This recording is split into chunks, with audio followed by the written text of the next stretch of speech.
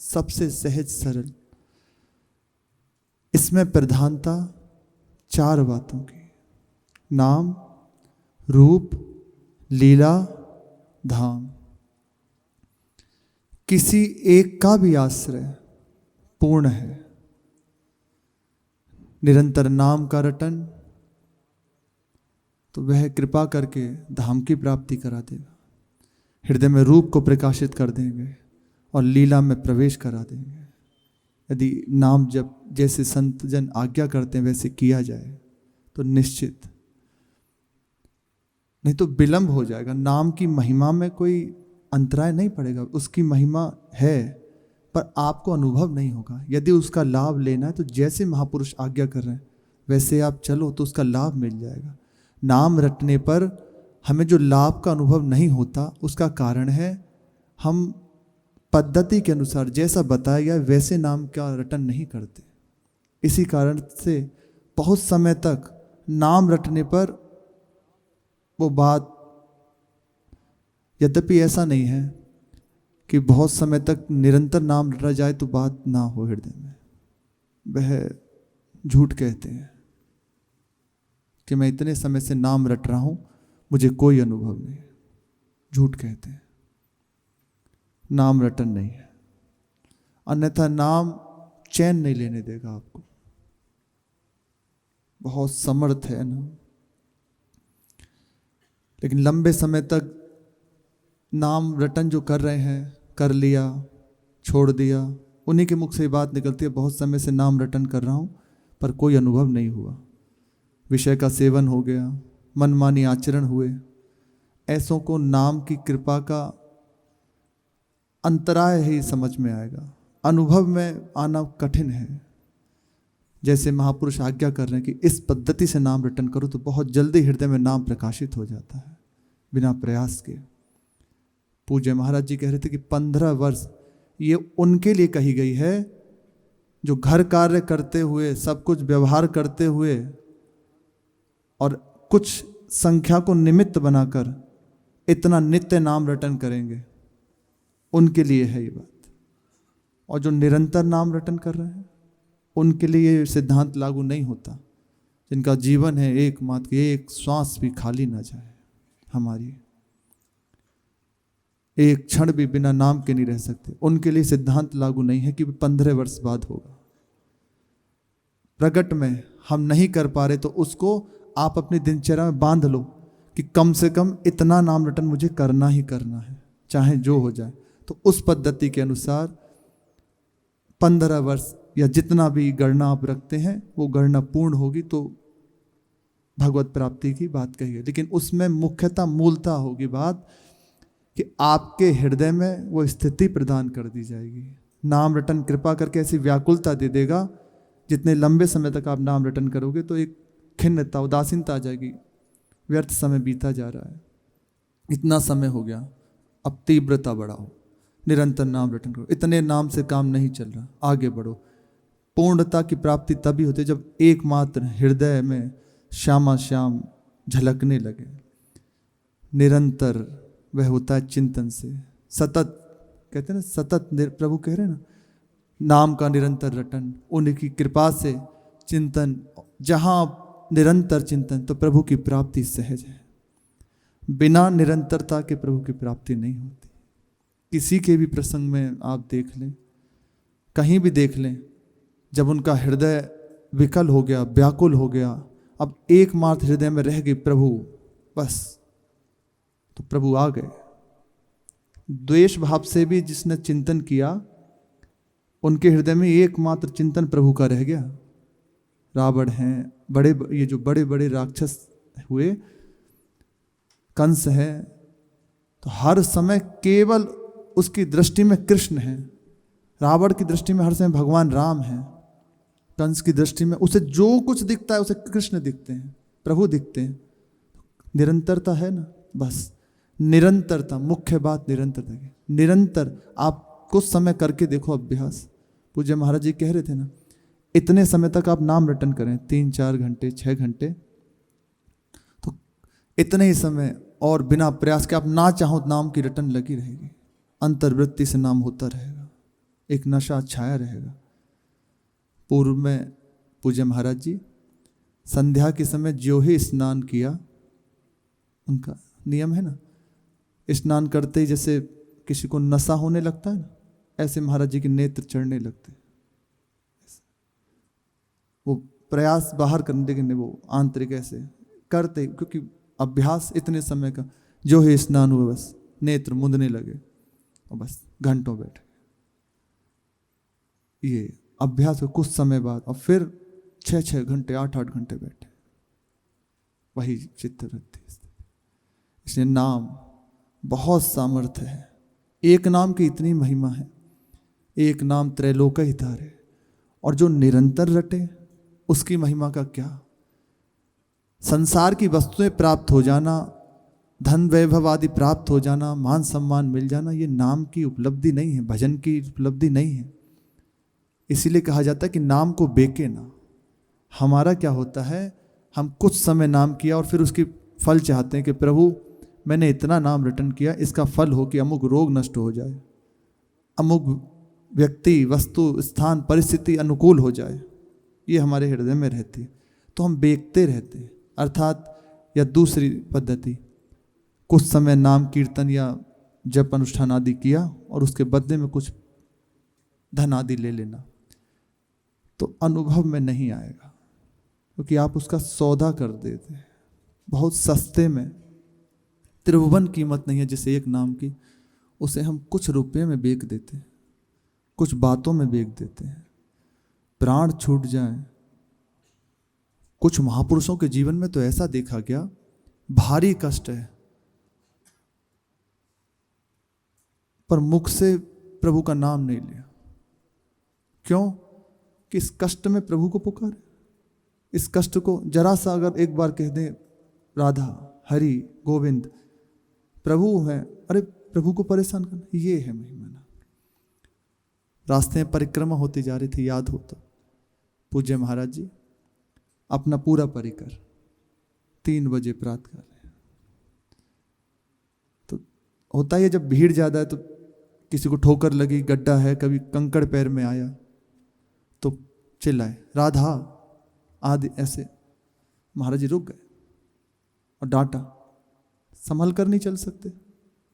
मतलब ये प्रियता का विषय। हम जिस छोटी छोटी वस्तु में नाम को बेच देते हैं, वहां देखो किस कोटि की स्थिति है नाम की प्रियता की, कि कह रहे हैं ठोकर लग गई और तुम राधा राधा, संभल कर चलो ना, टॉर्च हाथ में रखो, देख कर चलो, थोड़ा दूरी बनाकर चलो। श्री पंडित रामकृष्ण बाबा, दांत जब परेशानी हुई, डॉक्टर आया, डॉक्टर ने कहा बाबा किस दांत में दर्द है? तो कहा हमें नहीं पता, बच्ची से पूछ लो।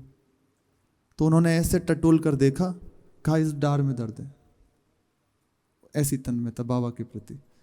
तो बाबा के जब जो ही डार को ठीक करने लगे तो ऐसे चिल्ला के वो स्वयं बोले, क्योंकि कष्टप्रद था ऑपरेशन उसका करना, बोला हाँ गौरांग। बाबा ने एकदम उठ के दूर खड़े हो गए, बोले मूर्ख कहीं का, चल तेरे से कभी नहीं कराऊंगा, चल दूर जा, आप कभी मत आइयो हमारे सामने। उनको क्यों परेशान करता है? बलिहारी।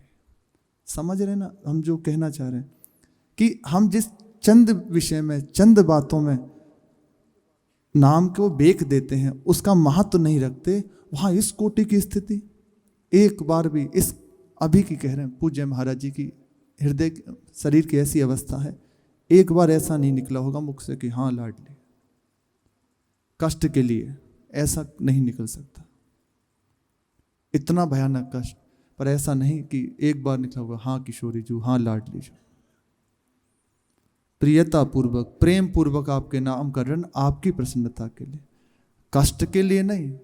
कराएंगे पर ये नहीं कह सकते कि आप संभाल। अद्भुत महिमा। इसे नाम सर्वोपरि है। एक बार इसका आस्वादन वही कर सकता है, आपको सच्ची बताएं, इसकी महत्व बुद्धि होगी, और नाम रटन से ही महत्व बुद्धि होती। अन्य बातों में इसको बेके ना। अपने हृदय की बात हमें कुछ है तो रख दे, पर जोर ना करे कि ऐसा होना चाहिए। अगर आपने ऐसा किया तो प्रभु है ना, अपने जन को प्यार करते हैं, वो कह देंगे ठीक है तुम्हें ऐसी है, अगर ऐसी इच्छा है तो ठीक है कर लो, अंतराय पड़ जाएगा, आपको अनुभव में नहीं आएगा, दूरी हो जाएगी। आप फिर ये बात कह सकते हैं कि मुझे अनुभव नहीं हुआ। अनुभव करना है कैसे भी, इसलिए प्रथम बात है तितिक्षवा। पहली बात सब कुछ सहना है। इस मार्ग में जहाँ पैर रख दे, प्रातःकाल कह रहे थे ना महाराज जी, अब तैयार हो जाओ, सर्वस्व नाश हो जाएगा। भूल कर भी यदि तुमने इस मार्ग में आ गए हो दूसरे भाव से, तो अब ये लाभ हानि और मान प्रतिष्ठा इस सब की चिंता छोड़ दो।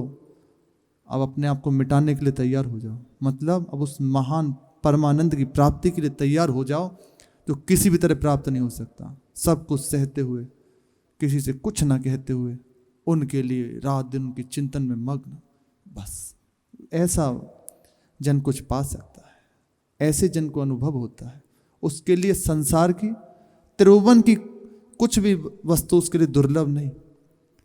नचिकेता जी केवल यमराज जी के पास वह कह रहे हैं ब्रह्म विद्या क्या है, तो वह उनको बता रहे हैं कि ब्रह्म विद्या के विषय में मत पूछो, मोक्ष की बात को मत करो, तुम्हें जो चाहिए ले लो, पृथ्वी का राज्य, त्रिभुवन का राज्य, इंद्र पद और बड़े बड़े लोकपालों का पद, पर ये मत कहो।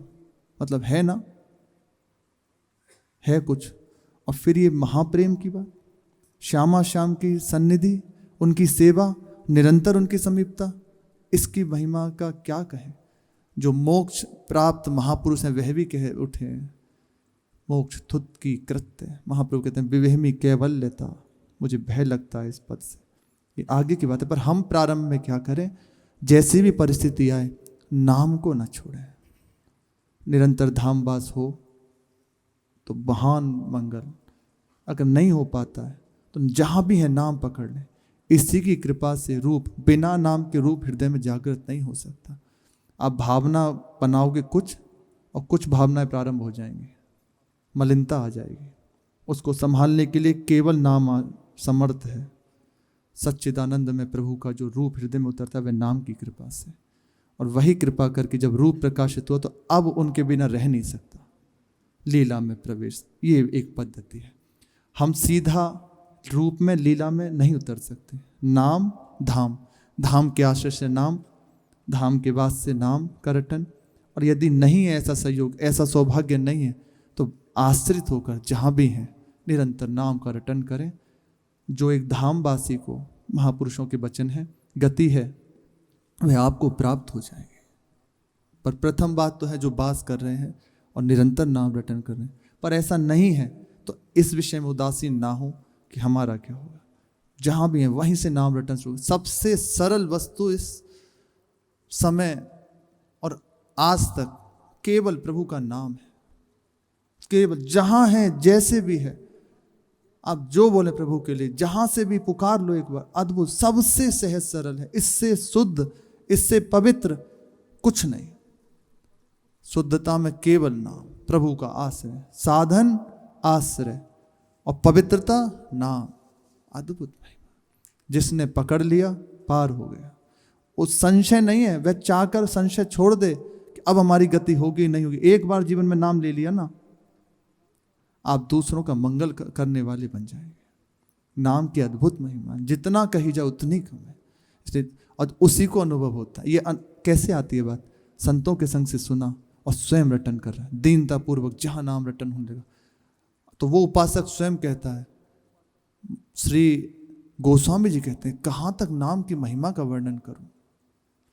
प्रभु भी नहीं गा सकते। प्रभु उन्हीं की प्राप्ति के लिए तो सब है, उनके लिए कह रहे हैं कि वह भी नहीं। राम न सकत राम गुण गाए, इसलिए हमें चाहिए केवल नाम को पकड़ ले, पार है। प्रसंग में चल रहा है श्री मीरा जी के भोजराज जी और रतन सिंह जी की परस्पर वार्ता हुई कि आकाश कुसुम का स्पष्टीकरण किया गया कि आकाश कुसुम क्या है। जब भोजराज जी ने बताया कि ऐसे, तो रतन सिंह जी मौन हो गए और कहा कि कोई उपाय नहीं। कि नहीं, कि मन को खींच लाओ वहां से, कहीं और लगा दो। बोले ऐसा नहीं हो सकता। बोले तो ठीक है, जहां आपका मन लगा उसको अनुकूल कर लेंगे। भोजराज जी ने कहा कि ये एकलिंग नाथ की भी सामर्थ्य नहीं, अब भगवान शिव के भी बस की बात नहीं कि उनको अनुकूल कर सके। इसलिए हमें चाहिए अब जैसे भी प्रभु रख रहे हैं वैसे रहते हुए कोई भी चाह नहीं, प्रसन्न चित्त। अपने को मन की आवश्यकता नहीं होती। भोजराज जी ने कहा अपने को बुद्धि की जरूरत है कर्तव्य पालन के लिए। हम प्रजा की संपत्ति हैं, उनकी हित के लिए, उनके सुख के लिए हमें बुद्धि की आवश्यकता है। बस ठीक निर्णय हो, सबकी सेवा बने। हमारे लिए मन का होना कठिन है। हमें अगर मन मिला, मन रहा तो फंसा देगा। इसलिए जिस मार्ग के हम हैं, क्षत्रिय कुल राजा हैं, हमारे लिए मन परेशानी पैदा कर देगा। इधर ये चर्चा, और मीरा जी की स्थिति निरंतर अपने आराध्य में गाढ़ होती जा रही है। विरहावेश निरंतर बढ़ता जा रहा है। मिलते हुए मिलन की आकांक्षा। प्रभु दूर है क्या? अभी स्वयं बता रही थी न पूर्व में कि पलक झपकने के लिए भी वह रूप ओझल नहीं होता, पर मिले हुए और मिलने की आकांक्षा। अपना भी ज्ञान नहीं, इस कोटि की बिल्कुल सुध नहीं, कहाँ हूं कैसे हूं।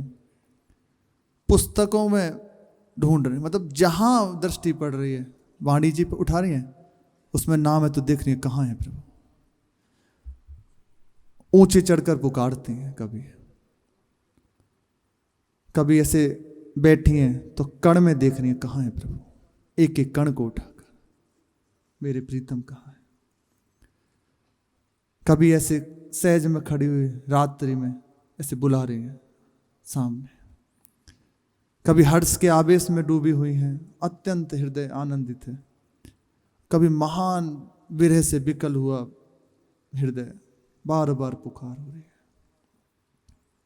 कभी दौड़ती है कि सामने प्रभु है, जाकर पकड़ लें, और हाथ में कभी तना कभी कुछ आता है। हर समय दासियां संग लगी रहती हैं अब, कि कहीं ऐसा ना हो कि ऊंचे महल हैं ऊपर से गिर जाएं, कुछ हो जाए, क्योंकि अब बिल्कुल देह सुधि विस्मृत है स्थिति। कई बार टकरा कर दीवार से, पेड़ से गिरकर जख्मी हो चुकी है। इसलिए भोजराज जी ने कह दिया कि अब हर समय इनके साथ रहना है। दासियों को जो समझते थे वह अपना भाग्य सराहते कि अहो भाग्य हमारा, और जो ना समझ निंदा करने वाले, प्रतिकूल स्थिति वाले थे, प्रतिकूल भावना वाले थे, वह हंसी उड़ाते। बहुत यह है, सामने वस्तु विराजमान है पर दृष्टि गोचर नहीं है। सामने है, देख रहे हैं, जान रहे हैं, पर ले नहीं सकते।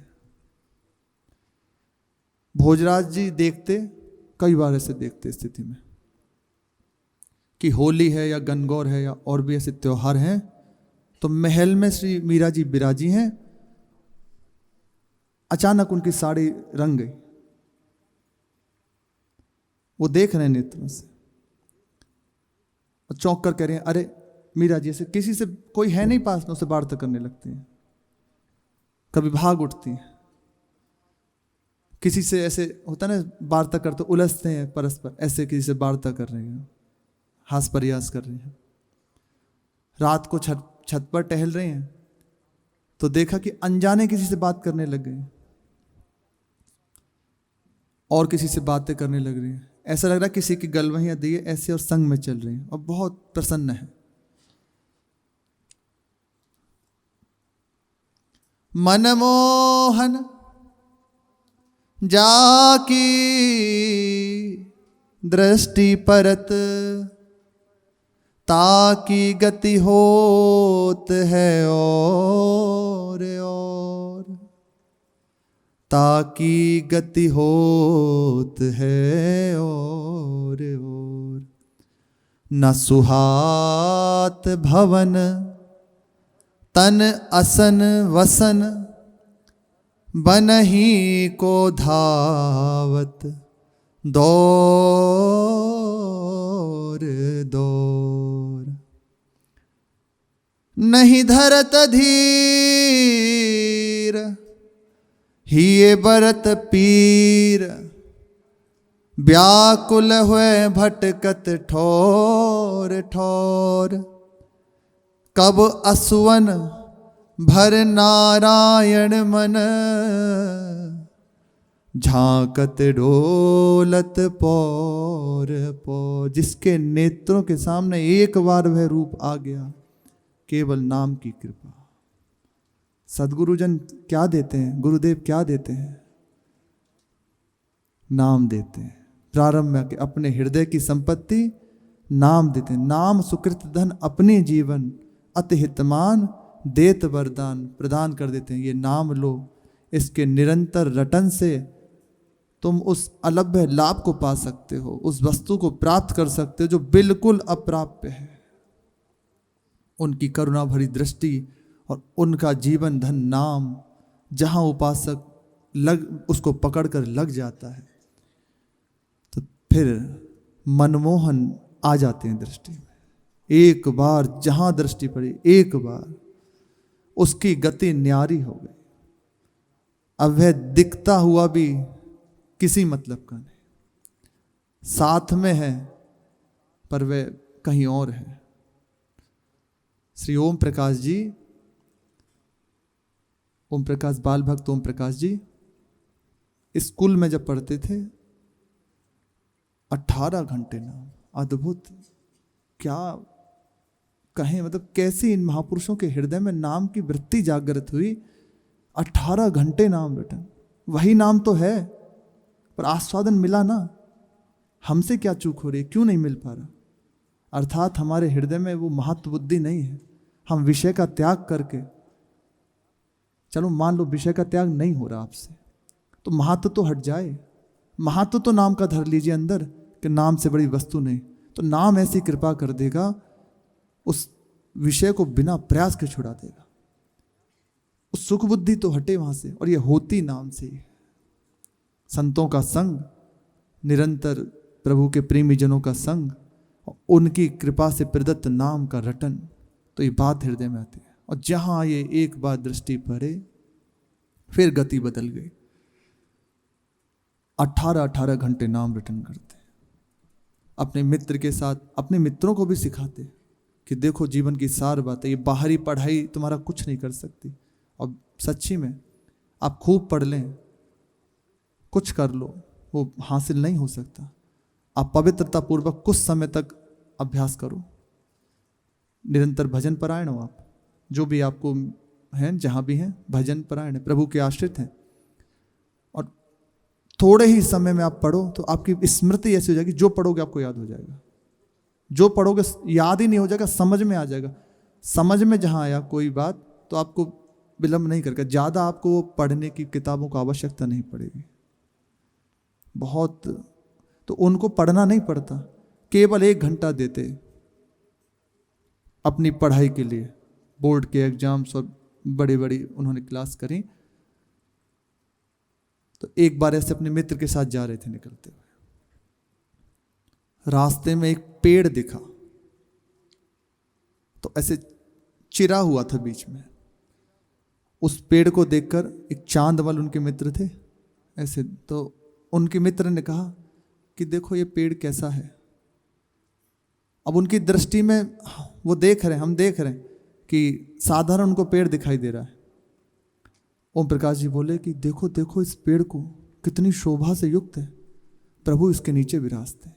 ये महापुरुषों की दृष्टि कहाँ है। बैठे हुए थे एक बार ऐसे बात करते करते, अपने मित्र के साथी सहसा ऐसे वृत्ति हुई, इधर मुख करके हंसने बोलने लग गए। जब थोड़ी देर बाद उनका भाव समन हुआ तो उनसे पूछा क्या था, कहाँ थे आप? बोले अभी श्री कृष्ण खेल रहे थे, पास में ही थे, उनसे वार्ता कर रहा था। तुमने देखा नहीं? बोले नहीं मैंने कुछ देखा नहीं। बोले ठीक है तुम भजन करो, कम से कम 3 घंटे तो नाम रटन करो तुम, चाहे कुछ हो जाए, ये 3 घंटे का नाम रटन नहीं छूटना चाहिए। और एक उन्होंने चार्ट बनाया था कि ऐसे ऐसे आपकी दिनचर्या, उसमें ब्रह्मचर्य और अपने ये सब लिखे गए कि ये देखो आप इसको मत उल्लंघन करना, ये नित्य होना ही चाहिए। ऐसी स्थिति एक बार जिसकी दृष्टि में पड़ गए प्रभु, उसकी गति बदल जाती है। न भवन सुहाता है, ना असन वसन, न खान पान विश्राम वस्त्र आभूषण, कुछ अच्छा नहीं लगता। दिख रहा है व्यवहार करता हूं, पर बिल्कुल नहीं है वहां। बन ही को धावत दौड़ दौड़, एकांत जाऊं चिल्ला चिल्ला के पुकारूं अपने प्रीतम को, जहां मिले प्रभु। हृदय में इतना भी धैर्य रहने के बस अगर विलंब हुआ सह नहीं सकता। ना ही धरत धीर, निरंतर पीड़ा प्रभु के मिलन की, क्योंकि देखते हुए और बढ़ती अरे ही है बढ़त पीर, व्याकुल है भटकर ठोर ठोर, कहीं मिल जाए सत्संग में। कहते हैं ना प्रेमी जनों को यहाँ सत्संग सुनते हैं, प्रभु की चर्चा सुनते हैं, हृदय प्राणों को शीतलता मिलती है।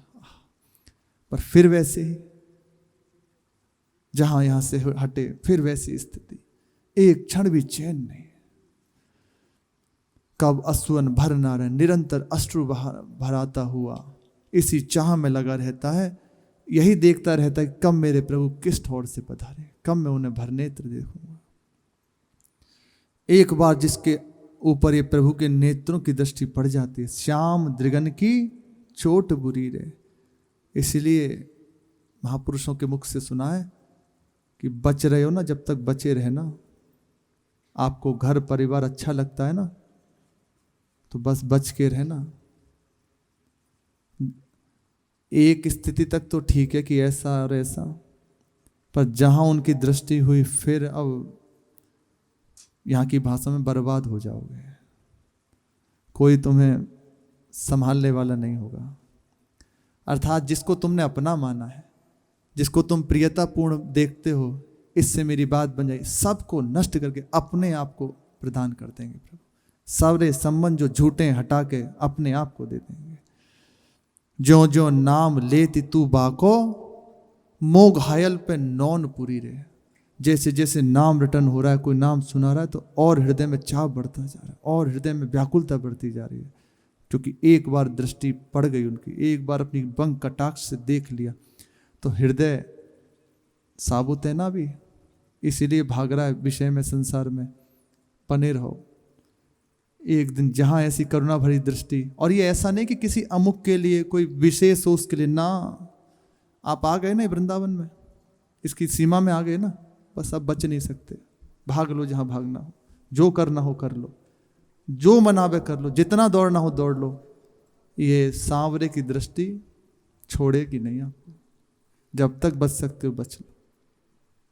ना जानो अब सुध बुध मेरी, कौन विपिन में जाए दुरेरी। अब बुद्धि समझ कुछ काम नहीं करती। जितना बुद्धि चलती थी ना कि ऐसा कर लो ऐसा कर लो, सब बंद। जाने कहाँ चली गई, अब समझ ही नहीं आता। एक ही बात रहेगी, प्रभु प्रीतम, उनका नाम और बस मिलने की प्रबल लालसा। नारायण नहीं छूटत सजनी, जाकी जासों प्रीति जुरीरी। अब कैसे छूट सकती, अब लग गई है लगन। एक बार जिनसे उनकी लगन लगी, नहीं छूट सकती है। शेष चर्चा आगे। श्री राधा वल्लभ लाल की जय।